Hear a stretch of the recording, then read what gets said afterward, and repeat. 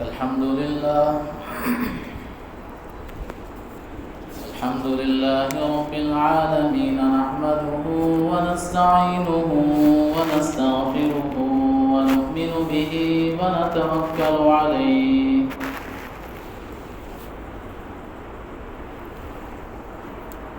ونعوذ بالله من شرور أنفسنا ومن سيئات أعمالنا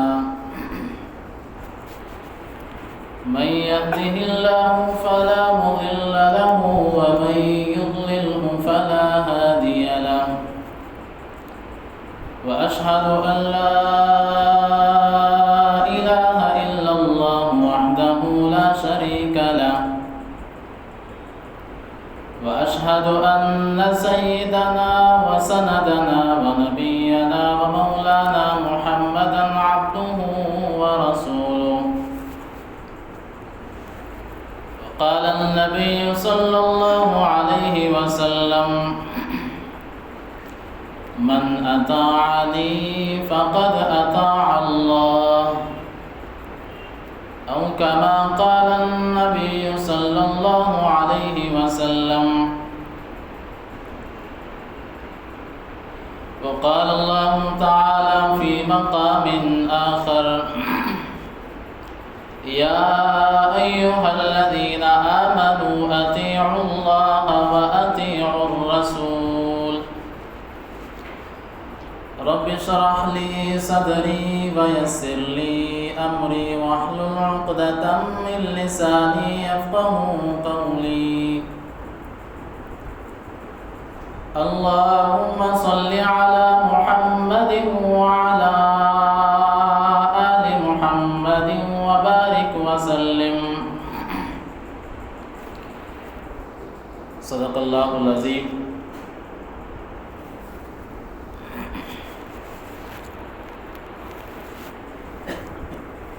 بزرگان محترم، عزیزان گرامی، خطبہ مسنونہ میں قرآن کریم کی آیت کا ایک ٹکڑا اور ذخیرہ احادیث میں نبی اکرم صلی اللہ علیہ وسلم کی حدیث کا ایک ٹکڑا آپ حضرات کی خدمت میں رکھا ہے. علامہ اقبال رحمۃ اللہ علیہ کا ایک شعر ہے کہ محمد سے وفا تو نے تو ہم تیرے ہیں. کہ محمد سے وفا تو نے تو ہم تیرے ہیں. یہ جہاں کیا چیز ہے لوح و قلم تیرے ہیں. علامہ اقبال رحمۃ اللہ علیہ اس شعر میں جو بات اور جو پیغام امت کو دینا چاہتے ہیں وہ یہ ہے کہ نبی اکرم صلی اللہ علیہ وسلم نے جو بات بیان فرمائی، من اطاعنی فقد اطاع اللہ، جس نے میری اطاعت کی گویا کہ اس نے اللہ کی اطاعت کی. اب سوال یہ ہے کہ نبی اکرم صلی اللہ علیہ وسلم اپنی اطاعت کو پروردگار عالم کی اطاعت سے جوڑ رہے ہیں. کیا وجہ ہے؟ قرآن کریم کی ایک آیت ہے سورہ نجم کی غالباً. اللہ تعالیٰ نے اس آیت میں فرمایا وَمَا يَنطِقُ عَنِ الْهَوَىٰ إِنْ هُوَ إِلَّا وَحْيٌ يُوحَىٰ. جو یہ بات نبی اکرم صلی اللہ علیہ وسلم کہہ رہے ہیں کہ میری اطاعت دراصل پروردگار عالم کی اطاعت ہے. کیوں؟ اس لیے کہ نبی اکرم صلی اللہ علیہ وسلم وہی باتیں بتاتے ہیں جو پروردگار عالم نبی کو بتاتا ہے. بات سمجھ آئی؟ نبی اکرم صلی اللہ علیہ وسلم کے دل کے اوپر وحی دو طرح کی ہوتی ہے. غور سے سنیے، وحی دو طرح کی ہوتی ہے. ایک وحی وہ ہوتی ہے جس کو وحی مطلوع کہتے ہیں. اگر عام انداز میں کہا جائے جس کو قرآن کہتے ہیں۔ قرآن وہ وحی ہے جس کو پڑھی جاتی ہے، ایک وحی وہ ہے جو ڈائریکٹ نبی اکرم صلی اللہ علیہ وسلم کے دل پر پروردگار عالم اتارتا ہے، اترتی ہے۔ اسی لیے قرآن کریم کا اگر آپ مطالعہ کریں گے، وہاں پروردگار عالم نے یہ نہیں کہا کہ محمد بن عبداللہ کی اتباع کرو۔ نقطہ غور کرنا، قرآن کریم میں جہاں جہاں بھی پروردگار عالم نے یہ بات بیان فرمائی، وہاں لفظ رسول کو استعمال کیا کہ رسول کی اتباع کرو۔ کیوں؟ اس لیے کہ نبی اکرم صلی اللہ علیہ وسلم جب بات کرتے ہیں تو کبھی محمد بن عبداللہ کی حیثیت سے بات کرتے ہیں، اور کبھی بات کرتے ہیں تو رسول کی حیثیت سے بات کرتے ہیں۔ ایک مثال دیتا ہوں، نبی محمد بن عبداللہ کی حیثیت سے جب بات کرتے ہیں تو اس میں اختیار ہوتا ہے۔ کیا ہوتا ہے؟ اختیار ہوتا ہے۔ آپ چاہیں تو مان لیں، چاہے تو نہ مانیں، لیکن جب رسول کی حیثیت سے بات کرتے ہیں تو وہاں پر حکم ہو جاتا ہے، لازم ہے کہ آپ نبی کی بات کو مانیں۔ کیوں؟ ایک مثال دیتا ہوں، نبی اکرم صلی اللہ علیہ وسلم مدینہ آئے تو حضور اکرم صلی اللہ علیہ وسلم کو اس کا زیادہ آئیڈیا نہیں تھا کہ یہ کھیتی کیسے کی جاتی ہے۔ تعبیر نخلا کا جو واقعہ ہے آپ بہتر جانتے ہیں۔ وہاں جب دیکھا رسول اکرم صلی اللہ علیہ وسلم نے کہ ایک آدمی کھجور کے درخت کے اوپر چڑھ رہا ہے، وہاں سے ایک ڈالی توڑا، اس ڈالی کو لے کر کے دوسرے درخت میں کیا کر دیا، اس کو پھول میں لے جا کر کے لگا دیا۔ اب نبی اکرم صلی اللہ علیہ وسلم کو کوئی آئیڈیا نہیں تھا۔ آپ نے جب ان کو دیکھا تو کہا کہ بھائی یہ کیا کر رہے ہیں آپ؟ پوچھا کہ یہ کیا کر رہے ہیں؟ تو لوگوں نے کہا اللہ کے رسول صلی اللہ علیہ وسلم یہ جب ہم کرتے ہیں تو اس سے فصل بہت اچھی آتی ہے۔ کیا کہا؟ جس کو ہم اگر کہیں کراس کرنا جس کو کہتے ہیں، ایک درخت دوسرے درخت کی ڈالی میں پھول میں لے جا کر کے اس کو جب لگاتے ہیں تو لوگوں نے کہا کہ اللہ کے رسول صلی اللہ علیہ وسلم یہ جب کھجور کے درخت کے ساتھ جب ہم ایسا کرتے ہیں تو اس سے کھجور بہت بڑی ہوتی ہے اور فصل بہت اچھی آتی ہے۔ اللہ کے رسول صلی اللہ علیہ وسلم نے فرمایا یار یہ ڈالی اور ٹہنی اس درخت میں لگانے سے اور فصل سے اس کا کیا تعلق ہے؟ اب اس کے بعد میں اس سال لوگوں نے کیا کیا؟ اب حضور نے کہہ دیا، یہاں بحیثیت محمد بن عبداللہ حضور بات کر رہے ہیں، بحیثیت رسول نہیں، توجہ رکھنا، اللہ کے رسول صلی اللہ علیہ وسلم بحیثیت محمد بن عبداللہ بات کر رہے ہیں۔ لوگوں سے کہا، جب اللہ کے رسول صلی اللہ علیہ وسلم اسی سال، اب لوگوں نے جب حضور نے یہ کہا تو اس سال انہوں نے کراس نہیں کیا۔ اب جب آئے مکہ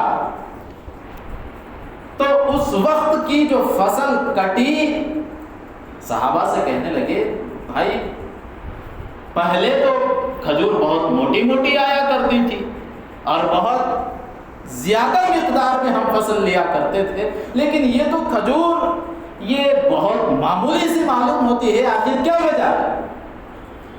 تو اس وقت کہنے لگے اللہ کے رسول صلی اللہ علیہ وسلم ہر سال ہم جو ہے ایک درخت کی ڈالی توڑتے اور دوسرے کے پھول میں لگاتے اور اس کی وجہ سے فصل بہت زیادہ ہوتی۔ آپ نے منع کیا اور آپ نے کہہ دیا کہ اس سے اس کا کیا تعلق ہے، لہٰذا ہم نے اس کو کراس کرنے کو اس سال ہم نے چھوڑ دیا ہے۔ کیا کیا؟ اس سال ہم نے چھوڑ دیا۔ اس کا نتیجہ یہ ہوا کہ فصل بہت کم آنے لگی ہے۔ اس وقت میں جو سید الانبیاء نبی اکرم صلی اللہ علیہ وسلم نے جو بات بیان فرمائی وہ آپ حضرات کی خدمت میں رکھنا چاہ رہا ہوں۔ اللہ کے رسول علیہ السلام نے اس وقت ایک جملہ فرمایا تھا کہ انتم اعلم بامور دنیاکم۔ کیا کہا تھا؟ آپ صلی اللہ علیہ وسلم نے فرمایا تھا کہ لوگوں دنیا کے معاملات میں، دنیاوی معاملات میں مجھ سے زیادہ تم جانتے ہو، لہذا تم کو اس میں چوائس تھا، اختیار تھا، چاہے تو آپ کرتے، میں نے ایسے کوئی منع تو نہیں کیا تھا۔ تو لہذا ایک حیثیت آپ محمد بن عبداللہ کے بات کرتے ہیں اور ایک حیثیت رسول کی حیثیت سے آپ بات کرتے ہیں۔ اللہ کے رسول علیہ السلام کی جو عادتیں ہیں، جس کو ہم امور عادیہ کہتے ہیں، آپ کا کھانا ہے اور آپ کا اٹھنا اور آپ کا بولنا، چلنا، بیٹھنا، یہ ساری چیزیں آپ کی امور عادیہ میں آتی ہیں۔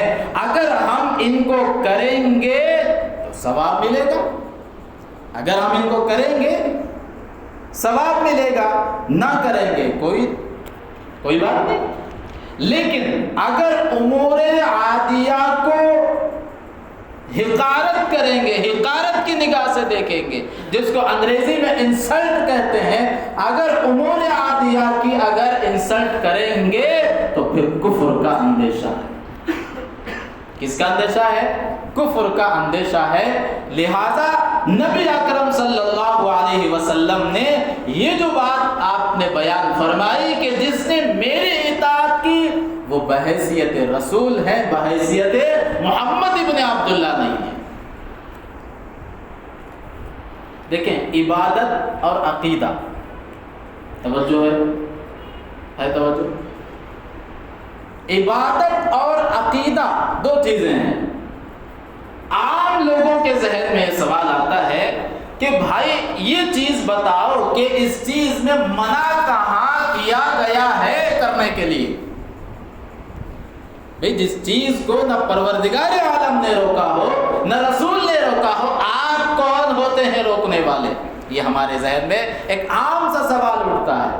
لیکن دو چیزوں میں، ایک عبادت اور ایک عقیدہ، یہ دو چیزوں میں اختیار ہوتا ہی نہیں ہے، صرف اس میں حکم ہوتا ہے، نبی نے کہہ دیا کرو تو کرنا لازم ہے۔ یہ اوبیڈینس اور یہ جو اطاعت رسول ہے، ہر مسلمان پر میں اگر ایک جملہ بڑی ذمہ داری کے ساتھ آگے کہوں، واجب اور فرض حضور کی بات کو مانو، چاہے ہم جتنا انکار کر لیں، ہمارے انکار کرنے سے اس چیز کی صفت ختم نہیں ہو جاتی۔ ایک مثال دے رہا ہوں، ایک آدمی بیمار ہوتا ہے، بیمار ہو گیا، اس کے لیے حل ہے، آپ چاہیں تو جڑی بوٹی استعمال کریں، اگر آپ چاہیں تو ٹیبلٹ استعمال کریں، لیکن پروردگار عالم نے ان دونوں چیزوں میں اس بیماری کو ختم کرنے کا مادہ رکھا ہے کہ نہیں رکھا ہے؟ اب اگر ایک آدمی اس ٹیبلٹ کو دیکھ کر، اس جڑی بوٹی کو دیکھ کر یہ کہے کہ میں اس میں شفا ہے مانتا ہی نہیں ہوں، انکار کیا، لیکن کیا اس آدمی کے انکار کرنے سے اس گولی کی صفت ختم ہو جائے گی؟ نہیں ہو جائے گی۔ کیا ہمارے انکار کرنے سے اس جڑی بوٹی کی جو صفت ہے وہ صفت ختم نہیں ہوتی؟ وہ صفت اپنی جگہ باقی ہے۔ ایسے ہی ہم چاہے لاکھ انکار کر لیں، ہمارا مفاد ہمارے سامنے آ جائے، لیکن جو برکت رسول اکرم صلی اللہ علیہ وسلم کے طریقے میں پروردگار عالم نے رکھا ہے وہ کبھی ختم نہیں ہوگی۔ اسی لیے نبی اکرم صلی اللہ علیہ وسلم نے جو بات آپ نے فرمائی، کہا صلو کما رأیتمونی اصلی، کیا کہا؟ صلو کما رأیتمونی اصلی، کہ لوگوں ویسے نماز پڑھو جیسے تم نے مجھے پڑھتے دیکھا۔ اب اس میں دو باتیں ہیں۔ اس حدیث میں اگر کیفیت کا مطالبہ کیا جاتا، یعنی کہ اس طرح، مطلب یہ ہے کہ جس کیفیت، جس خشوع کے ساتھ میں پڑھ رہا ہوں اور جس ایکشن کے ساتھ میں پڑھ رہا ہوں، ایک تو یہ ہے کہ آپ اس کیفیت کے ساتھ نماز ادا کریں۔ اور ظاہر سی بات ہے کہ ہم کہاں حضور کی کیفیت کہاں، صحابہ کی نماز کی کیفیت کہاں، وہ کیفیت ہماری نماز میں کہاں پیدا ہو۔ لیکن اس حدیث میں جو اللہ کے رسول صلی اللہ علیہ وسلم نے جو مطالبہ کیا کہ لوگوں ویسے نماز پڑھو جیسے تم نے مجھے پڑھتے دیکھا ہے، اس کا مطلب یہ ہے کہ ویسے پڑھو جیسے میں رکوع کر رہا ہوں، ویسے سجدہ کرو جیسے میں سجدہ کر رہا ہوں، ویسے نماز ادا کرو جیسے میں قیام کر رہا ہوں۔ یہ ایکشن آف صلاۃ، نماز کے جو رکوع ہیں، سجدہ ہے، قاعدہ ہے، تشہد ہے، بیٹھنے کا طریقہ ہے، یہ اللہ کے رسول علیہ السلام امت سے مطالبہ کر رہے ہیں۔ حضرت تھانوی رحمۃ اللہ علیہ نے بڑا عجیب و غریب نکتہ لکھا ہے، فرمایا کہ اگر دیکھا جائے، توجہ رکھنا، اگر دیکھا جائے تو ہماری نماز قبولیت کے قابل نہیں ہے۔ جملہ پھر سے سننا، ہماری نمازوں کو اگر ٹٹولا جائے وہ نماز قابل قبول ہے ہی نہیں۔ سوال ہوتا ہے اتنی محنت سے پڑھ رہے ہیں، اتنی مشقت سے پڑھ رہے ہیں، کام کاج کو ہم نے پیچھے کر دیا، پھر بھی کہہ رہے ہیں قابل قبول ہے، کیوں معلوم ہے؟ دیکھیں، ایک آدمی آتا ہے مسجد میں آ کر کے اللہ اکبر رکعت باندھ لیا، اب یقین سے بتاؤ ہمارا ذہن 70 سے 80% میں اگر آگے بڑھ کر کے کہوں تو 100% آدمی باہر ہوتا ہے اور اس کا جسم مسجد میں موجود ہوتا ہے۔ ہوتا ہے کہ نہیں؟ لیکن پروردگار عالم کو یہ کرنا چاہیے تھا کہ بندے تیری نماز قابل قبول ہے ہی نہیں۔ کیوں؟ اس لیے کہ تو فزیکلی تو جو ہے نا کیا تھا، مسجد میں تھا، دماغی لحاظ سے کیا تھا، باہر تھا۔ وہ پوری نماز کو اٹھاتا اور کپڑے میں لپیٹ کر کے منہ پہ مار دیتا، لیکن رب العالمین نے یہ معاملہ نہیں کیا، پھر بھی ہمارے اوپر رحم کرتے ہوئے اس نے یہ بات مان لی کہ بندے تو نے نماز ادا کیا ہے۔ وجہ کیا ہے؟ حضرت تھانوی رحمۃ اللہ علیہ نے لکھا ہے کہ وہ جو وجہ پروردگار عالم اس نماز کو ہماری حاضری میں لگوا دیتا ہے وہ صرف ایک ہی وجہ ہے۔ وہ وجہ یہ ہے کہ اگر کائنات میں پروردگار عالم کو اگر کسی سے پیار ہے، کسی سے محبت ہے، وہ صرف سرور انبیاء صلی اللہ علیہ وسلم کی ذات گرامی ہے۔ اب جو بندہ نماز ادا کیا ہے آ کر کے، اس نے جو تکبیر تحریمہ کے لیے ہاتھ اٹھائے، دل پہ ہاتھ رکھ کے بتانا وہ طریقہ کس کا تھا؟ بولو کس کا تھا؟ وہ طریقہ رسول کا تھا۔ اس نے جو رکوع کیا مسجد میں آ کر کے، وہ طریقہ کس کا بتلایا ہوا تھا؟ وہ طریقہ حبیب مصطفیٰ کا تھا۔ اور اس نے جو سجدہ کیا مسجد میں آ کر کے، وہ طریقہ کس کا بتلایا ہوا تھا؟ وہ طریقہ حبیب مصطفیٰ صلی اللہ علیہ وسلم کا بتلایا ہوا طریقہ تھا۔ لہٰذا آپ نے اپنی نماز میں طریقہ رسول کو اختیار کیا، اسی کی برکت سے پروردگار عالم نے یہ بات مان لی کہ بندہ اگر رسول کا ہے تو میرا بھی، بندہ اگر رسول کی بات مانتا ہے تو وہ میرا بھی ہے۔ اسی کو علامہ اقبال رحمۃ اللہ علیہ نے کہا کہ محمد سے وفا تو نے تو ہم تیرے ہیں، یہ جہاں کیا چیز ہے دو ہو قلم تیرے ہیں۔ اگر تو رسول کا ہوا تو میرا بھی، اگر تو رسول کا نہ ہوا تو میرا بھی۔ شروع میں ایک صحابی، دیکھیں صحابہ کی اطاعت رسول اور محبت رسول صحابہ کے اندر اتنی بھری ہوئی تھی کہ جس کے نظیر دنیا پیش کرنے سے عاجز ہے۔ شروع میں ایک صحابی انگوٹھی پہنے تھے، ان کو مسئلہ شاید معلوم نہ ہوگا شروع میں، تو اللہ کے رسول صلی اللہ علیہ وسلم نے اس صحابی کو بلا کر کے کہا کہ کیا تم کو نہیں معلوم ہے کہ اسلام میں مردوں کے لیے سونا پہننا حرام ہے؟ اتنی بات اللہ کے رسول نے فرمائی۔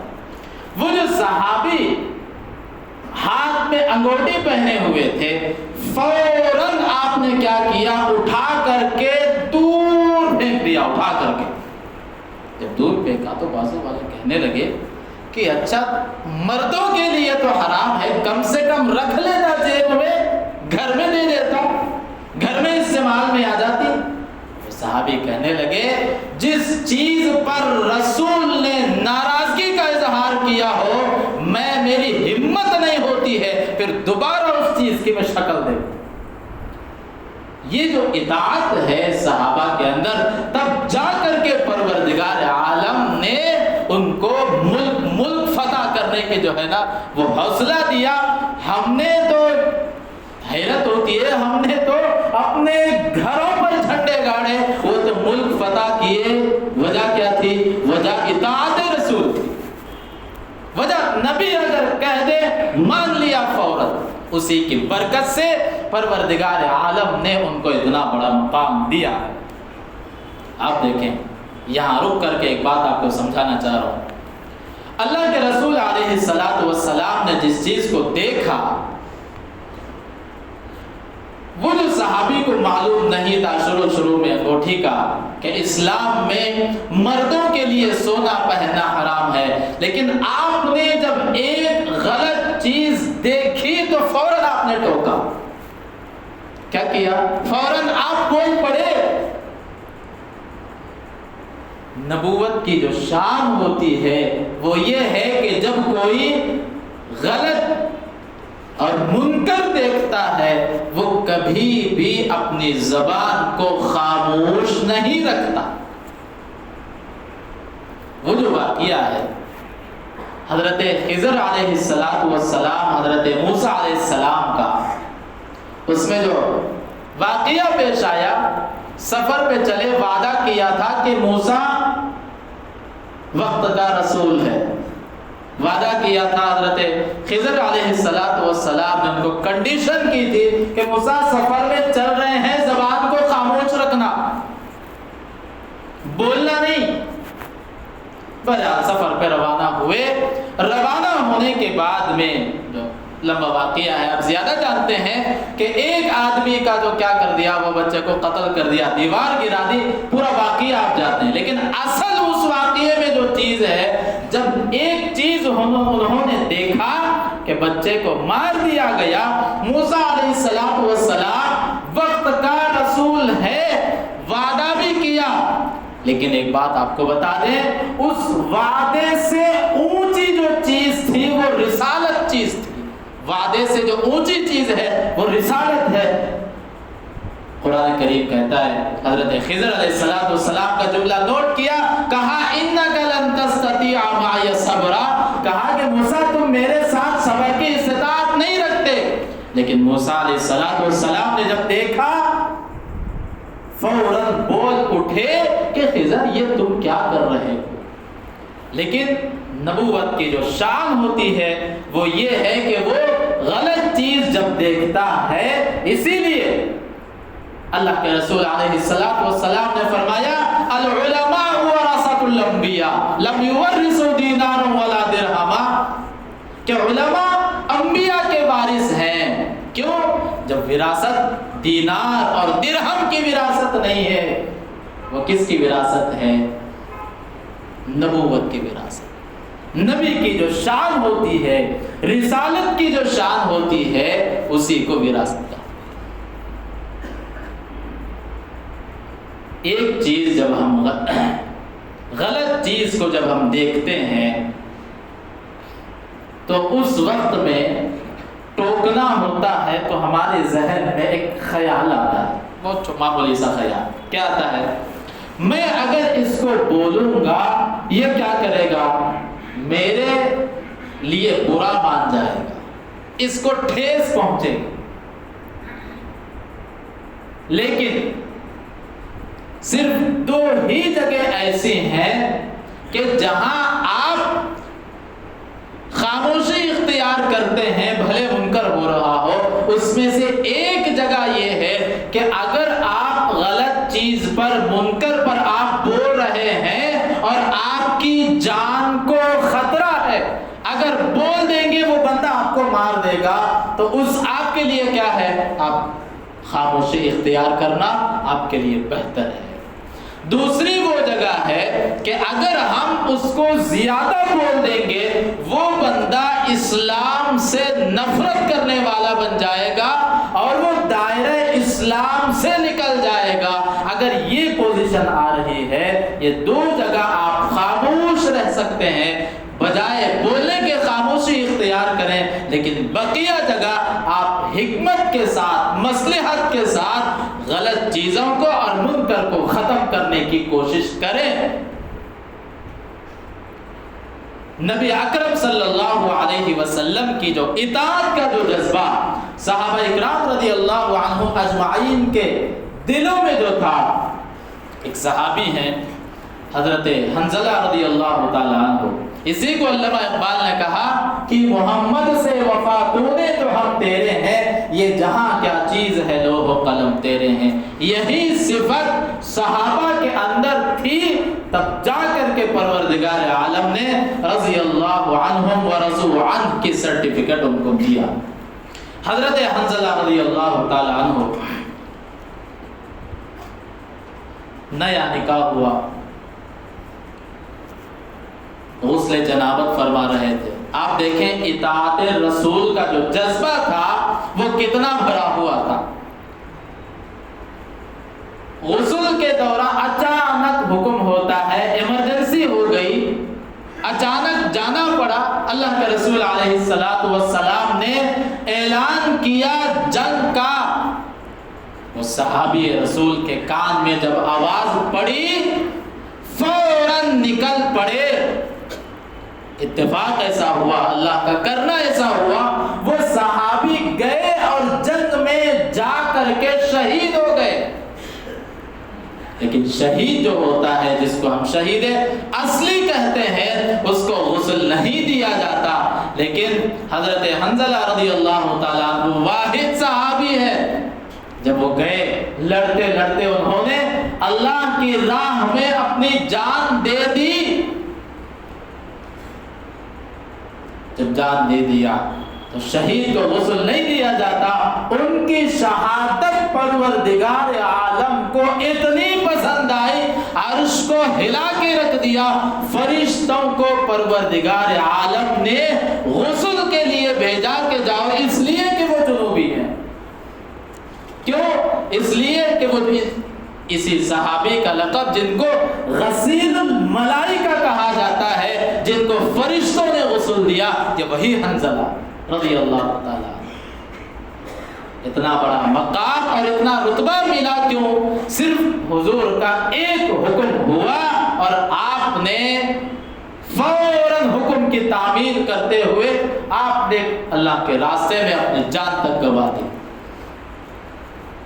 ایک بات کہہ کر کے اپنی بات ختم کرتا ہوں۔ حضرت ابو بکر صدیق رضی اللہ تعالی عنہ، غار ثور کا واقعہ جانتے ہیں۔ حضرت ابو بکر صدیق رضی اللہ تعالی عنہ نے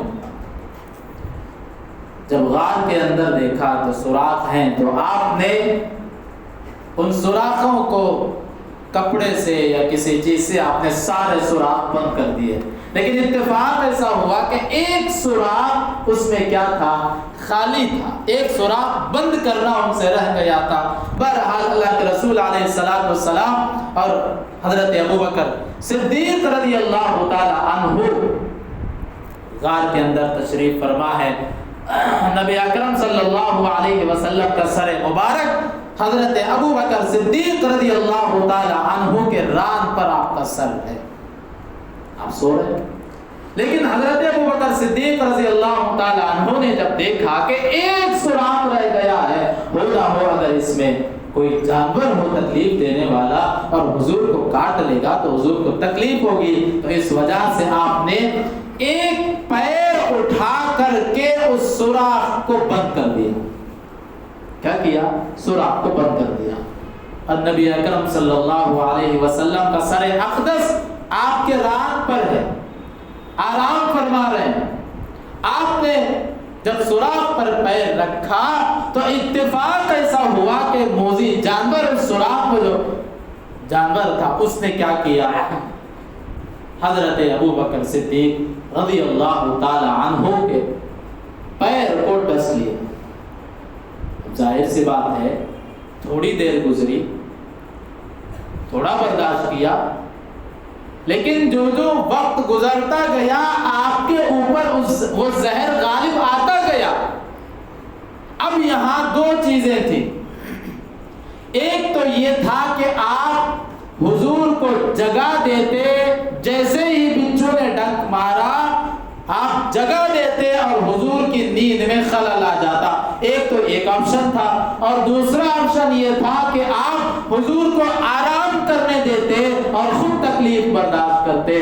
لیکن حضرت ابو بکر صدیق رضی اللہ تعالی عنہ نے نبی اکرم صلی اللہ علیہ وسلم کو جگایا نہیں، لیکن زہر حد سے زیادہ جب بڑھ گیا تو آپ کے آنکھ سے آنسو مبارک ٹپکنے لگے، وہ جو گرم آنسو ہوتے ہیں، جیسے ہی وہ آنسو نبی اکرم صلی اللہ علیہ وسلم کے رخسار اقدس پر گرنا ہی تھا کہ آپ کی آنکھ کھلی اور دیکھا کہ ابو بکر یہ کیا ہو رہا ہے، کیا ہوا ہے؟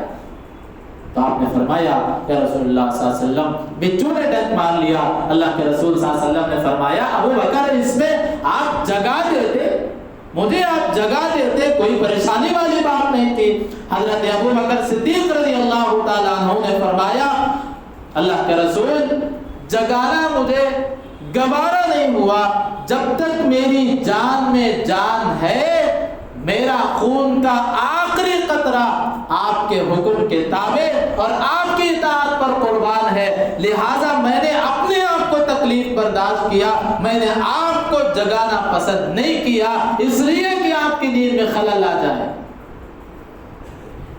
یہ تو صحابہ کی جو اللہ کے رسول علیہ السلام کی بات ماننے کی جو صفت تھی، تب جا کر کے پروردگار عالم نے یہ مقام دیا، اور اس کے بعد پروردگار عالم نے رسول اکرم صلی اللہ علیہ وسلم کی اتباع کو اپنی اطاعت مانی ہے، جس کو قرآن کریم نے کہا یا ایھا الذین آمنوا اطیعوا اللہ واطیعوا الرسول من اطاعنی فقد اطاع اللہ، حدیث مبارکہ کا جملہ ہے۔ اسی کو علامہ اقبال رحمۃ اللہ علیہ نے فرمایا کہ محمد سے وفا تمہیں تو ہم تیرے ہیں، یہ جہاں کیا چیز ہے لوح و قلم تیرے ہیں۔ لہذا ہم سبھی ارادہ کریں کہ ہم نبی اپنا مفاد اپنی جگہ، لیکن جب رسول کی بات آ جائے تو ہم اپنے مفاد کو پیچھے رکھ کر کے ہم رسول کی بات انشاءاللہ مانیں گے، کریں گے انشاءاللہ۔ اللہ تعالیٰ ہم تمام کو عمل کی توفیق عطا فرمائے۔ یہ باتیں ہم حضرات کی خدمت میں رکھنے تھے۔ اللہ تعالیٰ ہم تمام امت مسلمہ کی حفاظت فرمائے۔ آمین وآخر دعوانا الحمدللہ رب العالمین۔